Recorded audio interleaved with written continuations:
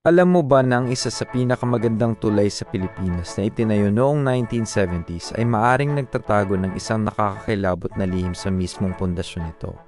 Bago tayo magpatuloy mga kaangkol, pahit naman ng like and subscribe at mag-comment ka na rin. May ibubulong muna ako sa iyo saglit. Ikaw na nanonood, proud ako sa iyo dahil sa lahat ng hirap na pinagdaanan mo. Nakaya't kinaya mo. Tuloy mo lang sa laban, Col. Balik sa kwento. Ito ang San Juanico Bridge. Isang kahangahangang obra, di ba? Ngunit may binubulong ang mga lokal na isang madilim na istorya. Sabi nila itinayo daw ito sa pag-aalay ng dugo ng mga bata. Oo, alam ko na narinig mo na to. Ngunit narito ang pangyayari. Ang mga opisyal na blueprints at logs mula sa isang kritikal na panahon ng konstruksyon. Naglaho daw. At nawala. Bakit?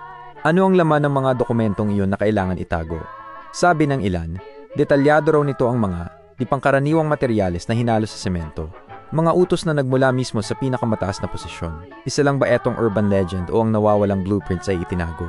Isang hindi may kakailang katibayan ng isang nakakapanindig balahibong katotohanan na nakabaon ng malalim sa mahabang panahon. Kung narinig mo na to, mag-comment ka lang sa baba. Pa-like, share, and subscribe na rin.